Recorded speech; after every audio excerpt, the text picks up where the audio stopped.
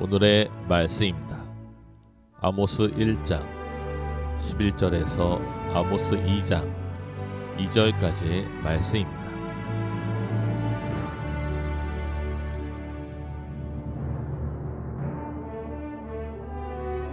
여호와께서 이와 같이 말씀하시되 에돔의 서너 가지 죄로 말미암아 내가 그 벌을 돌이키지 아니하리니 이는 그가 칼로 그의 형제를 쫓아가며 긍휼을 버리며 항상 맹렬히 화를 내며 분을 끝없이 뿜었음이라. 내가 대만에 불을 보내리니 보스라의 궁궐들을 사르리라. 여호와께서 이와 같이 말씀하시되 암몬 자손의 서너 가지 죄로 말미암아 내가 그 벌을 돌이키지 아니하리니 이는 그들이 자기 지경을 넓히고자 하여 길르앗의 아이벤 여인의 배를 갈랐음이니라. 내가 라파성의 불을 놓아 그 궁궐들을 사르되 전쟁의 날의 외침과 회오리 바람의 날의 폭풍으로 할 것이며 그들의 왕은 그 지도자들과 함께 사로잡혀 가리라. 여호와께서 말씀하셨느니라. 여호와께서 이와 같이 말씀하시되 모압의 서너 가지 죄로 말미암아 내가 그 벌을 돌이키지 아니하리니 이는 그가 에돔 왕의 뼈를 불살라 죄를 만들었음이니라. 내가 모압에 불을 보내리니 그리어 궁궐들을 사르리라. 모압이 요란함과 외침과 나팔소리 중에서 죽을 것이라. 남성 파트 많은 분들 오늘 못 나오셨는데 귀한 찬양 감사합니다. 오늘도 변함없이 하나님 예배하기 위해 이 자리에 함께 하신 여러분 모두를 주님의 이름으로 환영하고 축복합니다. 금년 한 해 특별히 하나님의 무한하신 돌보심과 은혜를 깊이 경험하시는 여러분 모두가 되셔야 합니다. 오늘 이미 설 연휴가 시작됐죠. 금요일부터 많은 성도님들 명절을 맞아 고향으로 내려가신 분들 계시고요. 또 멀리 가족들과 여행 떠나신 분들 계십니다. 믿음의 가족들이 거하는 모든 곳에서 오직 하나님의 놀라운 은혜와 그 평강을 누릴 수 있기를, 그리고 오랫동안 기도해왔던 나의 사랑하는 가족들을 향한 복음 전도의 아름다운 결과들이 맺혀지는 시간들 되어질 수 있도록 여러분 한마음으로 기도해 주시기 바랍니다. 오늘 이 시간에는 오늘 하나님을 예배하라 세 번째 시간, 내가 먼저 달라져야 합니다 라고 하는 제목으로 하나님의 교회들을 향하신, 특별히 저와 여러분을 향하신 주의 마음이 무엇인지 함께 잠시 나누도록 하죠. 우리 속담에 미워하면서 담는다라고 하는 말이 있습니다. 나는 절대 저렇게 살지 않겠다라고 마음속에 다짐하고 또 다짐했건만 어느새 세월이 지나 나도 모르게 그 미워하는 대상을 내가 많이 닮아 있는 모습을 보게 되어지는 것이죠. 예전에 섬겼던 교회에 한 성품 좋았던, 그래서 많은 교회 성도들의 사랑을 받았던 권사님이 계셨는데, 권사님께서 어느 날 공부 중에 이런 말씀 하시더라고요. 고추냉이 같이 매운 시어머니 밑에서 너무나 오랜 세월 고생하셔서 나는 며느리에게 정말 그런 시어머니는 되지 않아야겠다라고 다짐하고 기도하고 또 기도했건만 어느 날 보니까요, 당신의 모습이 당신의 어머니의, 시어머니의 모습과 많이 닮아 있더라는 사실을 깨닫게 되어졌다라는 회개를 나눠주시더라고요. 그래도 이렇게 자기 반성이 있는 시어머니는 좋은 시어머니입니다. 콘라드 로렌츠라고 하는 의학 박사이고 동물학자가 있는데요. 오늘날 사회 제 분야에 엄청난 영향을 미치게 되어졌던 행동 이론 하나를 이제 세우게 되어지는데, 그것이 바로 각인 효과라고 하는 것입니다. 이 각인 효과로 그는 훗날 노벨상까지 받게 되어지는데, 각인이라고 하는 것은 어떠한 계기를 통하여 우리의 무의식 가운데, 기억 가운데 깊이 뿌리내리게 되어진 어떠한 현상을 우리가 각인이라고 이야기합니다. 그래서 그의 첫 번째 실험은 알에서 막 부화한 거위가 처음 보게 되어지는 대상을 어미로 알고 쫓아다니게 되어지는 것이죠. 그래서 처음에 각 부화한 거위에게, 거위가 각인 효과가 일어나는 시기는 부화한 다음부터 한 이틀간인데, 그때의 인형을 보게 되어지면 인형을 어미로 알게 되어지고, 청소기를 보게 되어지면 청소기를 어미로 인식하게 되어진다는 것입니다.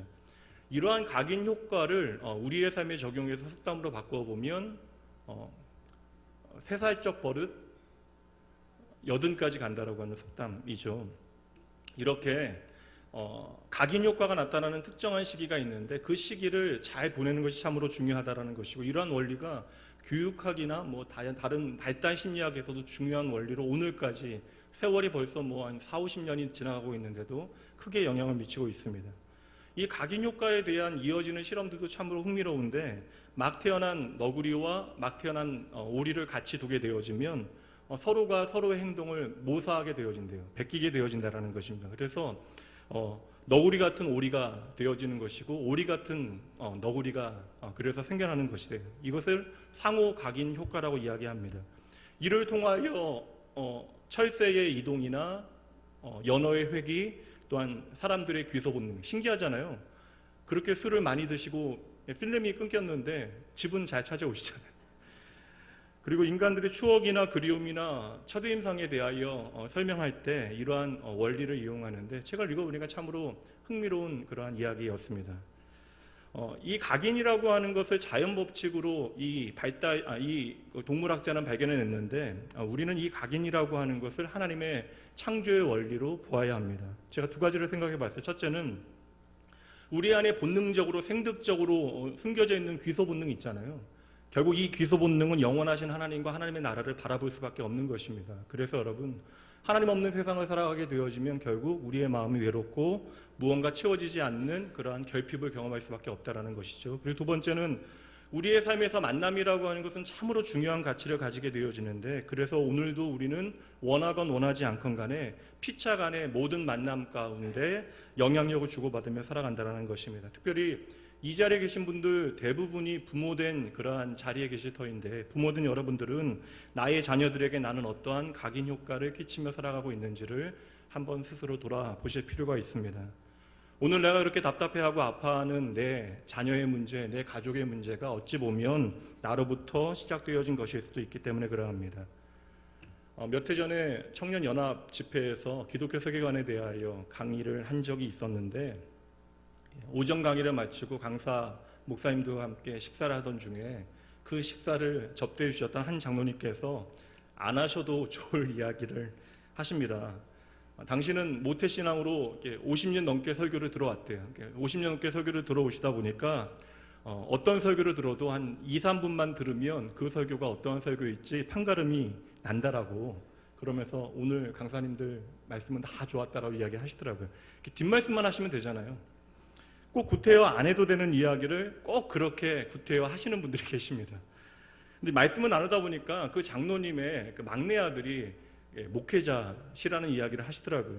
그런데 그때 가장 선배 목사님 한 분이 좀 짓궂은 분인데, 짓궂은 농을 하나 던지세요.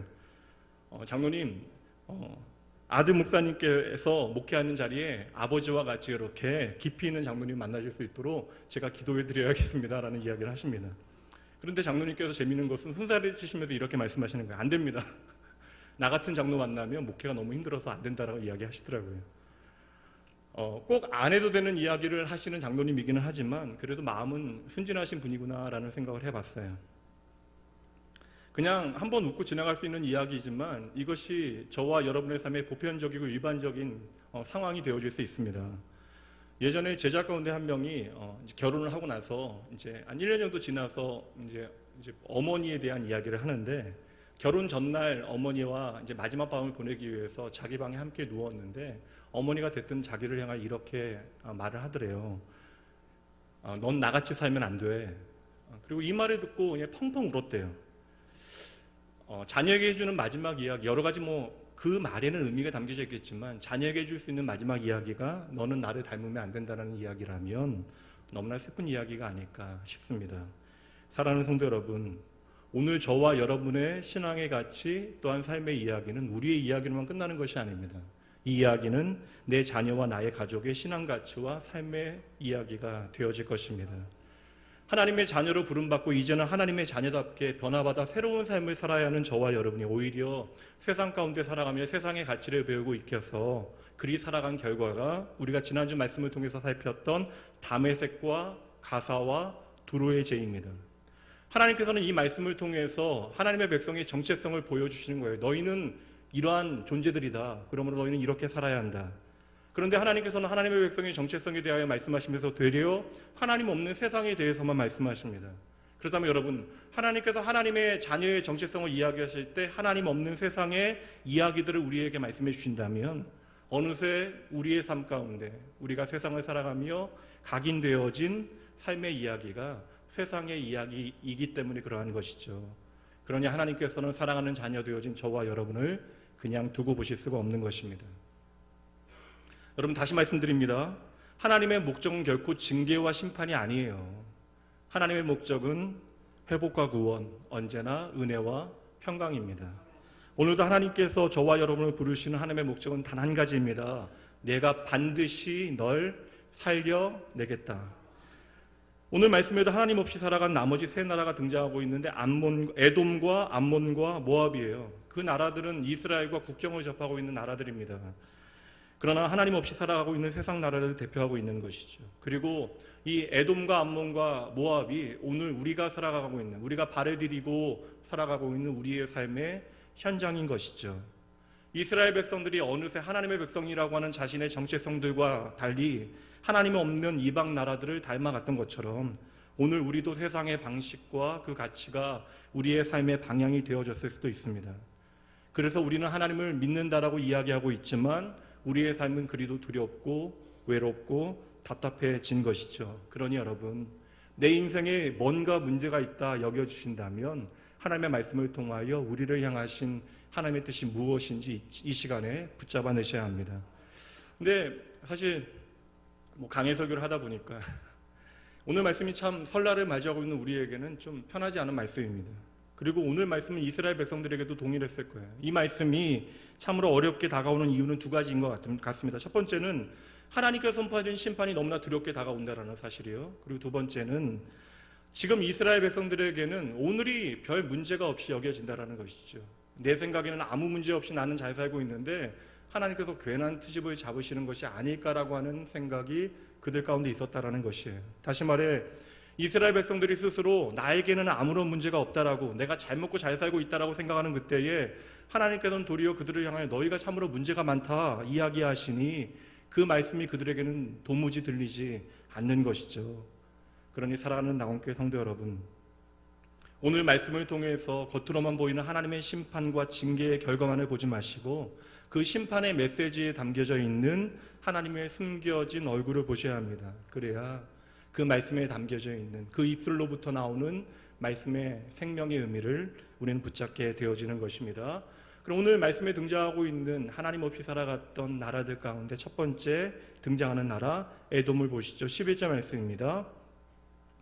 여호와께서 이와 같이 말씀하시되 에돔의 서너 가지 죄로 말미암아 내가 그 벌을 돌이키지 아니하겠다. 이는 그가 칼로 그의 형제를 쫓아가며 긍휼을 버리고 항상 맹렬히 화를 내며 분을 끝없이 품었기 때문이다. 에돔에 대해 죄에 대해 이야기하시며 하나님께서 말씀하신 첫 번째 죄가 무엇입니까? 칼로 그의 형제를 쫓아갔다라는 것이에요. 다시 말하면 에돔이라고 하는 이 세상은 인간의 죄의 본성을 날 것 그대로 우리에게 보여주고 있다는 것이죠. 우리가 여기서 주목해야 하는 단어는 다른 것이 아니라 형제라고 하는 단어입니다. 형제가 누구입니까? 형제라고 하는 그 단어는요, 우리의 인생 가운데 내가 포기할 수 없는 대상, 그 관계는 본능적으로 내가 사랑할 수밖에 없는 대상입니다. 그럼에도 불구하고 내가 반드시 그를 사랑하여야 함에도 불구하고 내가 사랑하여야 하는 그에 대하여 불쌍히 여기는 마음을 거두어 버리고 그를 향하여 항상 분을 품고 끝까지 미워하게 되어졌다는 것이죠. 제가 며칠 전에 차 뒤에 이제 운전 처음 하시는 분들은 초보 운전을 표시하시잖아요. 근데 한 분이 제 앞에 들어올까 말까 고민하시면서 계속 왔다 갔다 하시다가 좀 어려워하시니까 제가 속도를 좀 줄여서 그분께서 들어오실 수 있도록 자리를 좀 양보했습니다. 여기까지는 좋은데 갑자기 제 뒤에서 이제 따라오던 이렇게 좀 외제 고급 승용차를 모시던 젊은 운전자께서 제 옆으로 오시더니 창문을 여세요. 뭐 인사를 건네기 위함이겠습니까? 갑자기 저에게 아주 찰진 욕을, 목사는 사실 욕 들을 만한 일이 없잖아요. 그러니까 아주 찰진 욕을 오랜만에 그분을 통해서 들었습니다. 저는 그 젊은 운전자 분이 왜 그리 화가 났을까 생각을 해봤어요. 점심밥을 잘못 먹었을까? 아니면 아침이 문제가 되어진 것일까? 이 정도의 일에 그렇게 난폭하게 화를 낸다면 정말 화를 내야 하는 순간에는 그는 얼마나 화를 내게 되어질까? 저는 이 시대의 심각한 사회적 질병이 분노 조절 장애라고 생각합니다. 정치, 사회, 문화, 경제, 그리고 심지어 나의 사랑하는 가족들과 살아가는 삶의 자리에도 우리가 참지 못하는 분노가 가득 차 있고요. 이 분노를 내가 어떻게 해결해야 될지 몰라 우리는 전전긍긍하며 살아가고 있는 것이죠. 그러니 꼭 이 사회가 폭발 직전에 있는 끓어오르는 용광로같이 여겨지는 것입니다. 생각해 보세요, 여러분. 외형적으로 무엇인가가 부족하고 결핍하기 때문에 우리가 이렇게 분을 내고 있는 것입니까? 택시를 탔는데 기사님이 나이가 아주 지긋하신 어르신이에요. 그분께서 말씀이 6, 70년대만 해도 뭐 이런저런 얘기하시다가 6, 70년대만 해도 요즘 같은 끔찍한 일은 없었다는 이야기를 하시더라고요.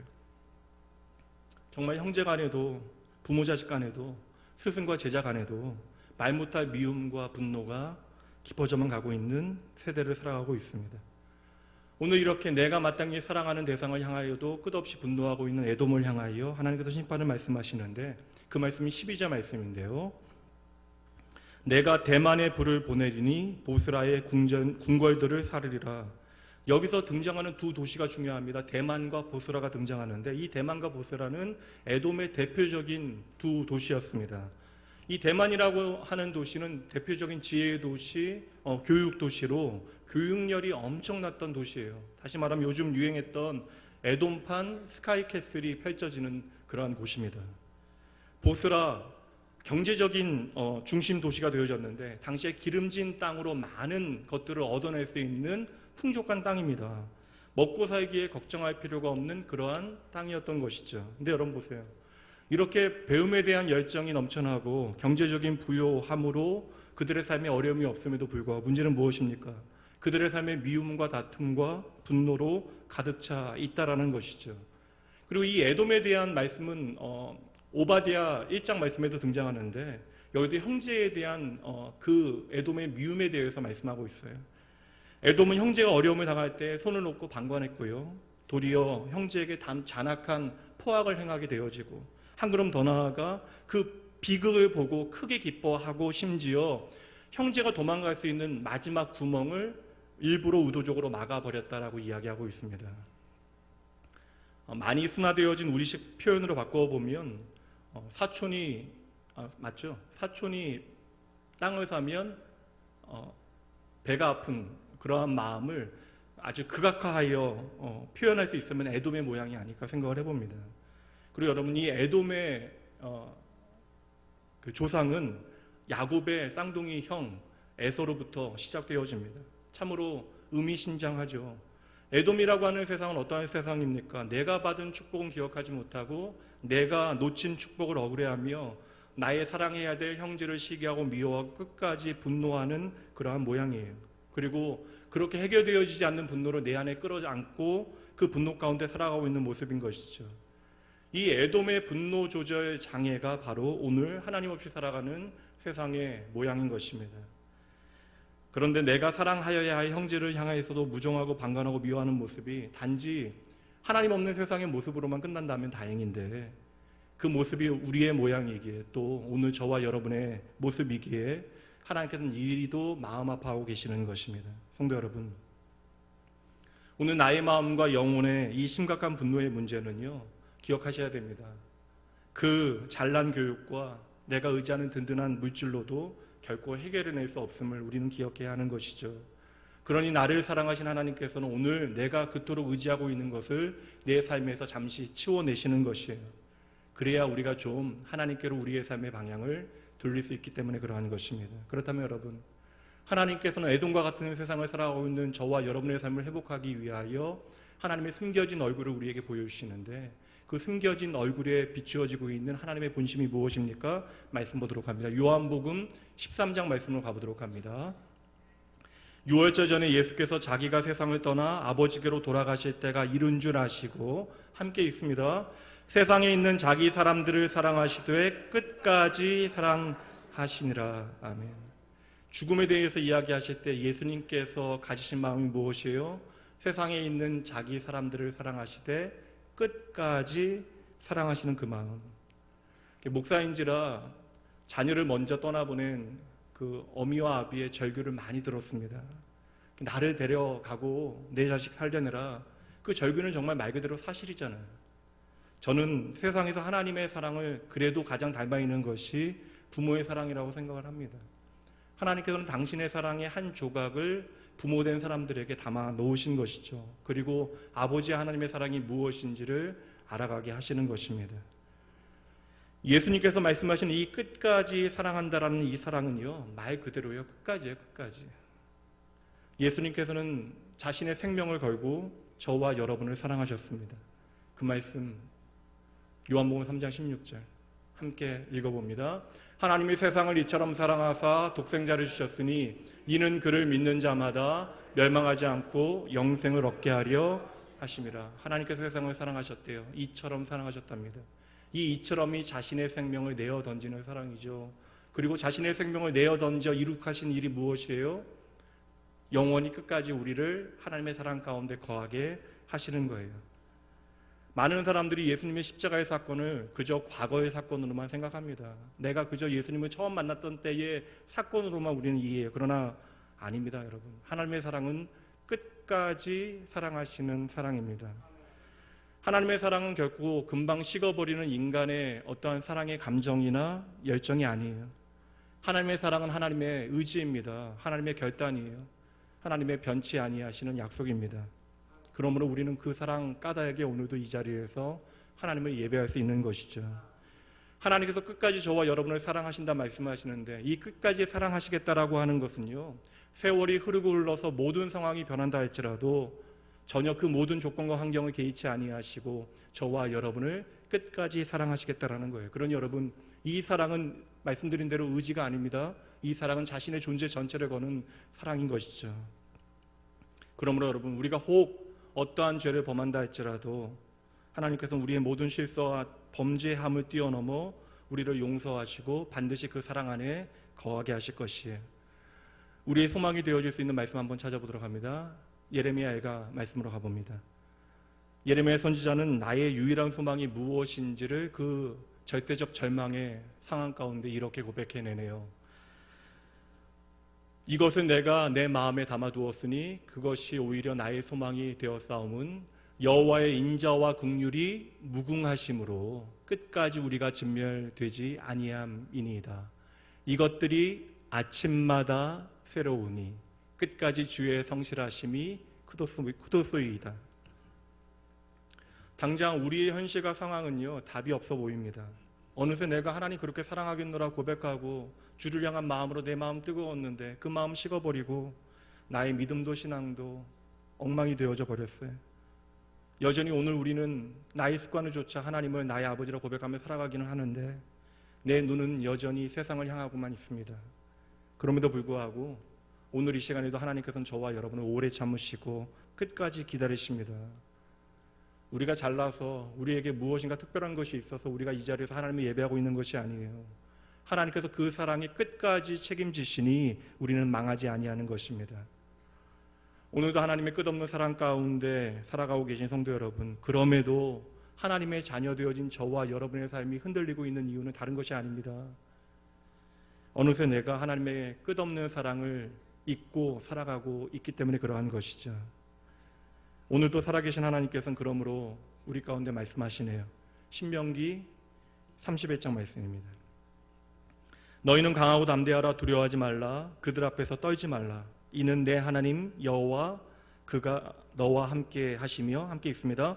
결코 너를 떠나지 아니하시며 버리지 아니하실 것임이라. 아멘. 여러분, 저는 여러분들이 구체적으로 어떠한 삶의 형편 가운데 계시는지 모릅니다. 그러나 힘내셔야 돼요. 다시 일어나셔야 합니다. 하늘이 무너져도 솟아날 구멍이 있다 이야기하는데 분명합니다. 하늘이 무너져도 솟아날 구멍 바로 하나님이십니다. 내 삶의 유일한 소망이, 내 삶의 유일한 해답이 하나님이심을 여러분 결코 놓치셔서는 안 돼요. 오늘 우리의 삶의 유일한 마지막 소망이 있다면 이 하나님의 끝없는 사랑입니다. 바울 사도의 고백으로 가보시죠. 로마서 8장 37절. 오늘 우리의 삶의 끝없는 분노와 아픔과 미움과 다툼이 있을지라도 그러나 이 모든 일에 우리를 사랑하시는 이로 말미암아 우리가 넉넉히 이기느니라. 아멘. 여러분, 믿음의 눈으로 보셔야 돼요. 하나님이 알지 못하거나 헤아릴 수 없는 억울한 일이라고 하는 것은 이 땅에 존재하지 않습니다. 하나님은 모든 것을 다 알고 계세요. 사실 역사 가운데 가장 억울한 일이 있다면, 억울한 사건과 억울한 죽음이 있다면 그것은 바로 예수님의 십자가일 것입니다. 그러나 여러분, 그 십자가가 그저 억울한 죽음으로 끝나게 되어집니까? 그 십자가의 사건은 인류 역사 가운데 가장 놀라운 하나님의 축복이 되어졌습니다. 그러므로 여러분, 오늘도 저와 여러분이 예수 그리스도 안에서 예수 그리스도의 십자가를 제대로 보기 시작하면 그 십자가의 능력이 오늘 저와 여러분의 삶에 능력이 되어지는 것이죠. 그러므로 베드로 사도는 이렇게 그 십자가의 능력을 고백해내는데요. 3장 9절 말씀이요. 악을 악으로 욕을 욕으로 갚지 말고 도리어 복을 빌라. 아멘 아무도 안 하시잖아요. 왜요? 참으로 힘든 일이잖아요. 그러니까 이 자리에서 우리끼리는 고백할 수 있는데 나보다 몇 배는 좋은 차 타는 그 20대의 청년이 저를 향하여 이렇게 차진 욕을 해댈 때에 그를 향하여 복을 빌어 주는 거 이게 결코 쉬운 일은 아닙니다. 예. 우리의 능력으로는 안 되는 일이에요. 그러니 이 말씀을 십자가의 복음을 통해서 해석해 내셔야 합니다. 이어지는 말씀 보시죠. 이를 위하여 너희가 부르심을 받았으니 함께 읽습니다. 이는 복을 이어받게 하려 하심이라. 아멘. 십자의 능력은 분노로 가득 차 있는 에돔과 같은 세상 가운데 우리로 하여금 세상과 반대되어지는 길을 가라, 세상과는 다른 방식을 선택하라 요구합니다. 로마서에 같은 말씀이 있는데 로마서 12장 말씀으로 가봅니다. 내 원수가 줄이거든 먹이고 목마르거든 마시게 하라. 더 적극적이잖아요. 그리함으로 내가 숯불을 그 머리에 쌓아 놓으리라. 21절이요. 악에게 지지 말고 선으로 악을 이기라. 선으로 악을 이기라. 얼마나 멋진 말이에요. 그러나 여러분, 말이 안 되는 말입니다. 우리의 삶으로는 오늘 살아낼 수 없는 말씀처럼 여겨져요. 이 말도 안 되는 역설이 그러나 왜 말이 됩니까? 다시 한번 베드로전서 3장 9절 말씀으로 가보시죠. 베드로전서 3장 9절 마지막 말씀 보세요. 하나님께서 이 모든 것을 통하여, 악을 선으로 갚는 이 모든 것을 통하여 원수에게 복을 내리시는 것이 아니라 바로 나를 복받게 하시겠다라고 약속하고 계시기 때문에 그러한 것이죠. 사랑하는 성도 여러분, 하나님께서는 저와 여러분을 오늘 끝까지 그 끝없는 사랑으로 사랑하시어 나의 억울함과 나의 분노와 나의 미움과 나의 시기와 나의 아픔을 뛰어넘어 세상을 복되게 하시는 살아계신 전능하신 분이십니다. 그 하나님께서 오늘도 우리의 섬김과 축복과 기도와 나눔을 통하여 나를 복되게 하시고 믿지 않는 나의 가족과 나의 자녀와 나의 이웃을 축복하고 계시는 것이죠. 이러한 하나님의 감당 못할 끝없는 사랑은 세상의 모든 분노를 이기는 하나님의 사랑으로 나를 그 사랑 안에 거하게 하는 하나님의 축복의 역사가 되어질 것입니다. 그리고 무거웠던 우리의 모든 발을 사슴의 발처럼 가볍게 즐겁게 만드실 것이에요. 따라해 보시죠. 하나님의 사랑은 나의 모든 분노를 이깁니다. 이어지는 나라 보도록 하실 터인데 암몬에 대한 하나님의 평가 13절 말씀입니다. 여호와께서 이와 같이 말씀하시되 암몬 자손의 서너 가지 죄로 말미암아 내가 그 벌을 돌이키지 아니하리니 이는 그들이 자기 지경을 넓히고자 하여 길르앗의 아이벤 여인의 배를 갈랐음이니라. 참으로 참혹하죠. 암몬이라고 하는 세상은 나의 이익과 욕망을 위하여 이처럼 참혹한 일을 벌이는 세상입니다. 비정하죠. 제가 이 말씀을 준비할 때 이 부분 묵상하면서 저도 모르게 제 미간이 계속해서 찡그러져 있다는 사실을 깨닫게 되어졌습니다. 지난주 말씀드렸지만 길르앗이라고 하는 것은 돈이 모이는 거예요. 모든 사람들이 차지하기를 원하는 땅입니다. 모두가 욕심내는 땅. 그런데 여러분, 그 땅을 암몬이 차지했대요. 이미 차지하였는데 왜 그 땅의 임산부의 배를 가릅니까? 왜요? 그 아이가 태어나게 되어지면 그 아이의 몫을 나누어야 한다라고 생각했기 때문입니다. 이 암몬은 아브라함의 조카 롯의 후손들이에요. 롯의 인간적인 욕망이 쏟아져 내렸던 그 소돔 땅에서 그 자손들이 만들어낸 아픈 결과입니다. 제가 처음에 각인 효과에 대해서 말씀드렸습니다. 하나님을 나는 섬긴다 이야기하면서 하나님 없는 땅을 아름다운 땅으로 여기고 그 땅만 바라보며 살아갔던 롯의 삶의 가치가 그 자녀들의 삶의 가치가 되어져요. 그리고 그 땅의 비극을 만들어냈던 것입니다. 내 땅을 넓히기 위하여, 내가 잘 살기 위하여 힘없는 자의 희생을 아무렇지도 않게 여기는 삶의 비정함을 나의 이야기가 되게 만들었던 것이죠. 하나님께서는 이 암몬이라고 하는 세상 가운데 살아가고 있는 저와 여러분의 삶을 회복하시기 위하여 하나님의 얼굴빛을 비추시는데, 그 두 번째 하나님의 숨겨진 얼굴빛은 바로 하나님의 온유입니다. 성도는 이 땅 가운데 내가 목숨을 걸고 지켜야 할 것이 무엇인지를 분명히 붙잡아야 하는 사람들, 여러분, 우리가 이 땅을 살아가면서 내가 붙잡아야 하는 것이 그저 돈, 명예, 성공이라면 결국 우리는 이 세상의 가치에 따라, 이 암몬이라고 하는 세상이 보여주는 성공의 길을 따라 나만을 위하여 이 암몬의 방식을 따라가게 되어질 것입니다. 그렇다면 이제 여러분, 우리의 삶이 진정으로 하나님 안에서 회복되어지기 위하여 하나님께서 우리에게 보여주시는 진짜 내 인생이 잘 되는 법을 보셔야 돼요. 주님께서 친히 우리에게 들려주신 중요한 하나님의 나라의 대헌장과 같은 말씀입니다. 마태복음 5장으로 가봅니다. 이 말씀 함께 읽어봅니다. 온유한 자는 복이 있나니 그들이 땅을 기업으로 받을 것이며. 아멘. 온유한 자 그대여 복이 있다. 너는 땅을 기업으로 얻을 것이다. 암몬과 같은 세상 가운데 땅을 차지하는 방법은 무엇이에요? 오늘 말씀처럼 입에 담기도 버거운 무정함을 통해서 땅을 차지합니다. 맞아요, 여러분. 돈이 있어야 되고 힘이 있어야 땅을 차지할 수 있습니다. 역사 가운데 가장 많은 땅을 차지했던 사람들은 누구예요? 전쟁을 벌였던 사람 아닙니까? 반대로 힘없고 돈 없는 사람들은 결코 땅을 차지할 수 없습니다. 그런데 오늘 예수님께서는 전혀 우리가 이해할 수 없는 말씀을 하시잖아요. 더 잘 살기 위하여 땅을 얻기 위해서 어떠한 자가 되라? 온유한 자가 되어야 한다라고 말씀하십니다.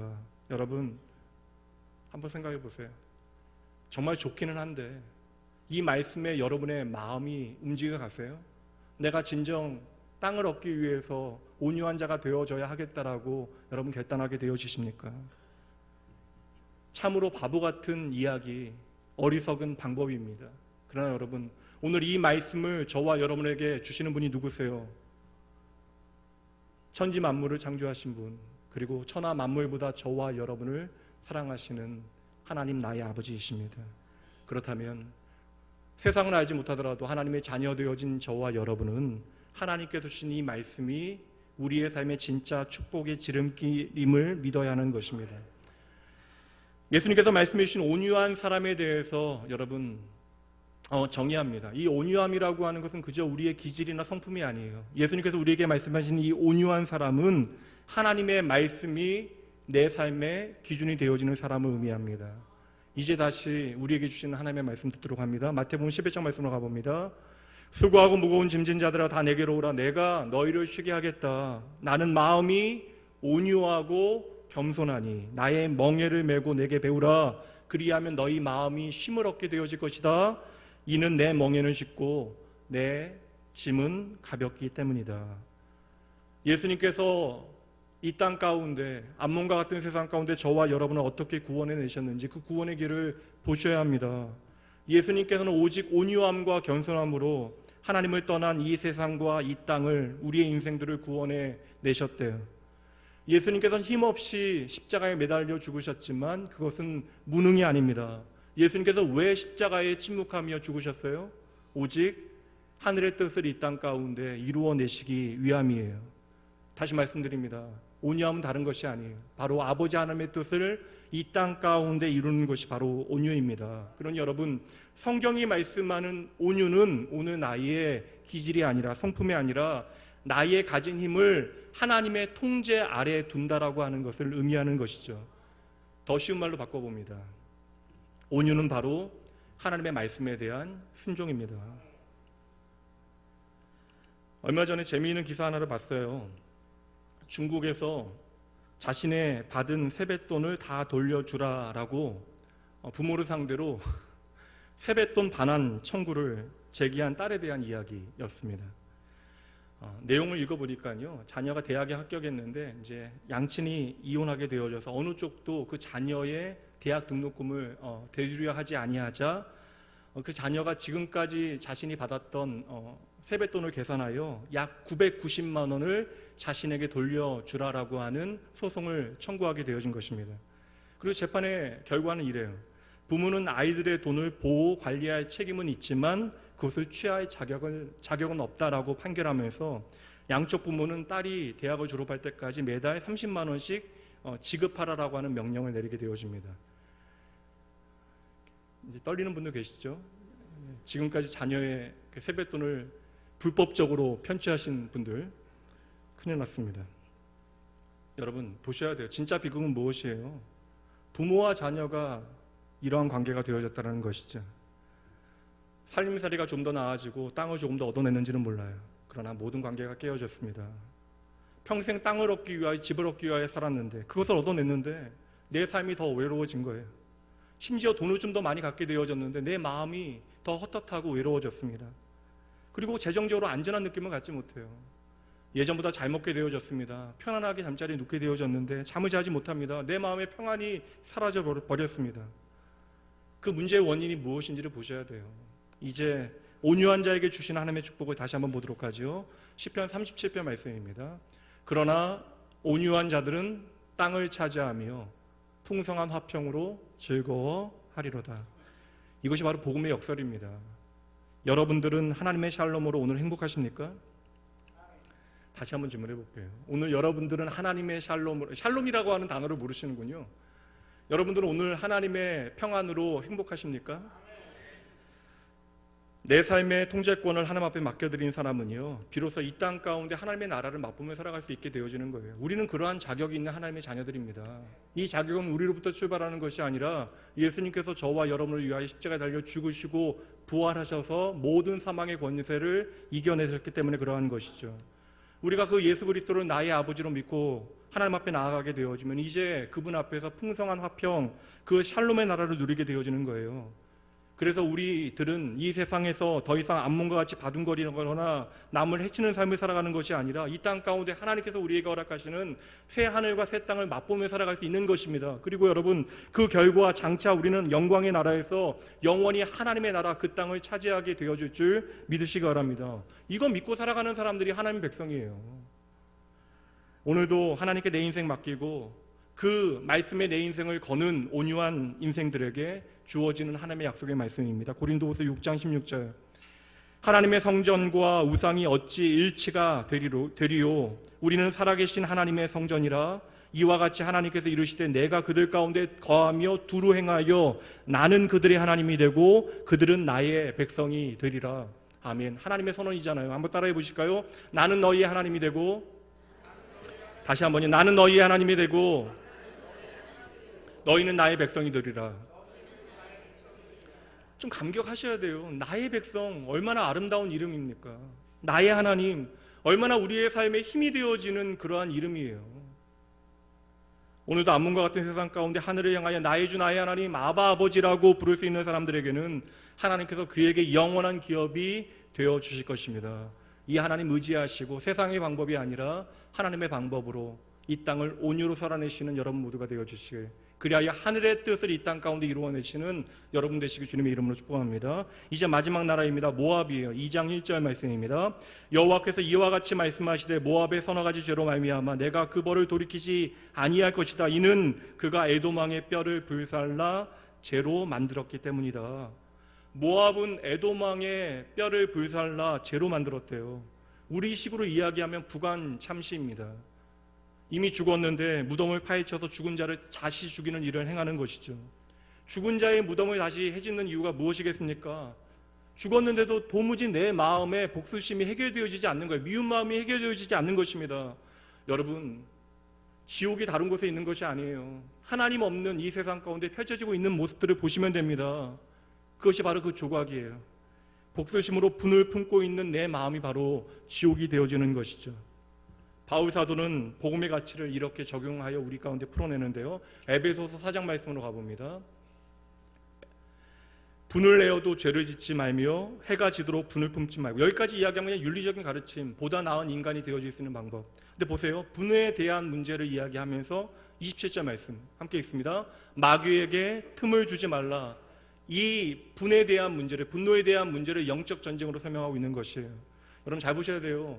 누군가를 미워해서 내 마음이 편해지는 것이 아닙니다. 누군가를 향하여 끓어오르는 분노로 갖게 되어지면 결국 다치게 되어지는 것은 내 자신인 것이죠. 하나님께서는 이것을 염려하고 계시는 것입니다. 그래서 성경은 말씀합니다. 분을 내며 누군가를 미워하는 것은 결국 마귀에게 틈을 내어주는 거예요. 우리 안에 하나님께서 주신 하나님의 사랑과 긍휼을 잊어버리게 만드는 것입니다. 성도 여러분, 에돔과 같은 미움과 분노가 가득한 세상에서 그 세상을 구원하시기 위한 하나님의 숨겨진 마지막 얼굴은 바로 용서입니다. 여러분, 우리 안에 누군가 미워하는 마음들이 있잖아요. 누군가 미워하는 그 마음이 도무지 해결되어지지 않는다면 바로 지금이 오늘 우리에게 주신 하나님의 말씀을 통하여 용서의 시간이 되어져서 하늘의 문이 열리고 하늘에서 풀리는 은혜가 우리 가운데 있어야 할 줄로 믿습니다. 하나님께서는요, 하늘로 가는 길이 막힌 저와 여러분을 위하여 예수 그리스도를 보내셨잖아요. 그리고 자신의 몸을 찢고 그 피를 흘려내어 하늘과 땅의 모든 길을 여시어 이 땅에 용서를 만들어 내셨습니다. 그래서 하나님은 용서의 하나님이 되시는 거예요. 이제 저와 여러분이 그 예수 그리스도의 십자가를 통하여 하나님의 자녀가 되어졌음을 믿으십니까? 너무 길어요? 저와 여러분이 하나님의 자녀 되어짐을 믿으십니까?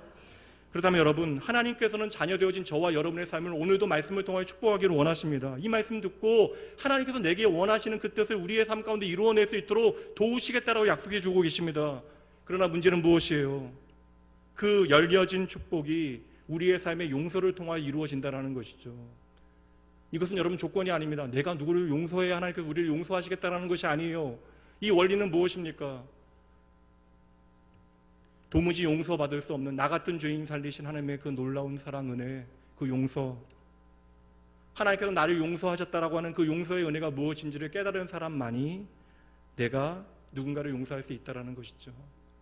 1만 달란트 용서받은 사람이 그 용서의 은혜가 무엇인지를 깨닫게 되어질 때 100데나리온 빚진 자를 용서할 수 있는 것입니다.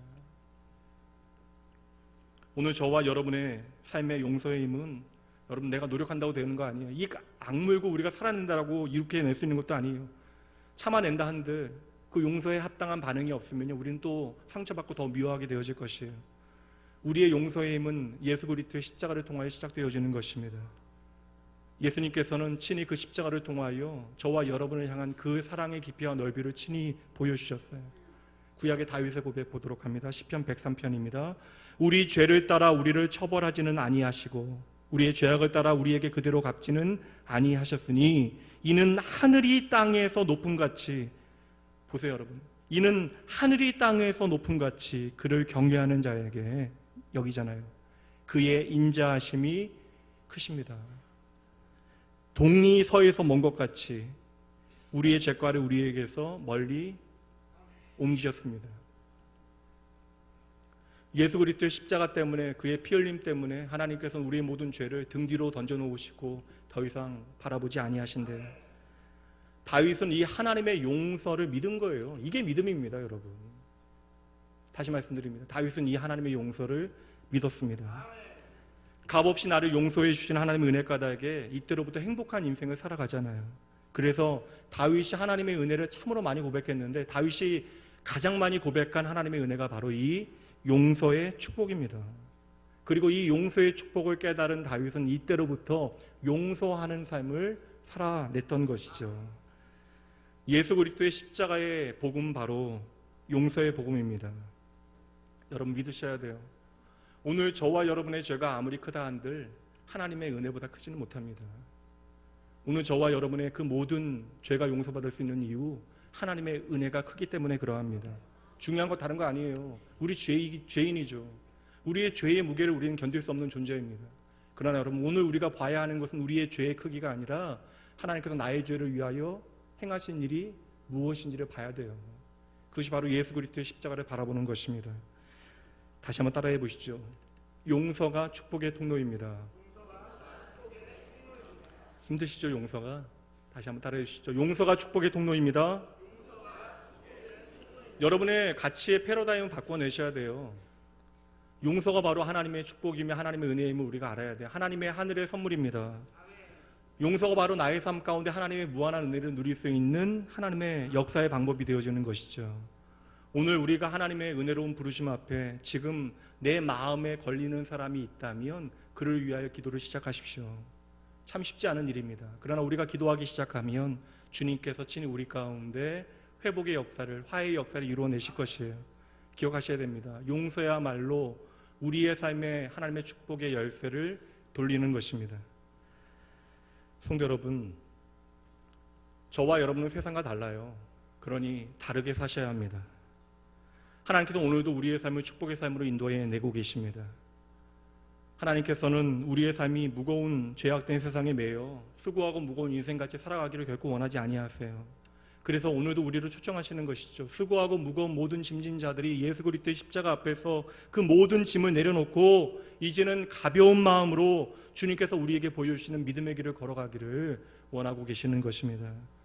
그러니 여러분 주님의 말씀 들으셔야 돼요. 오늘도 하나님께서는 저와 여러분을 축복하기 원하십니다. 그래서 우리에게 말씀을 주시는 것이에요.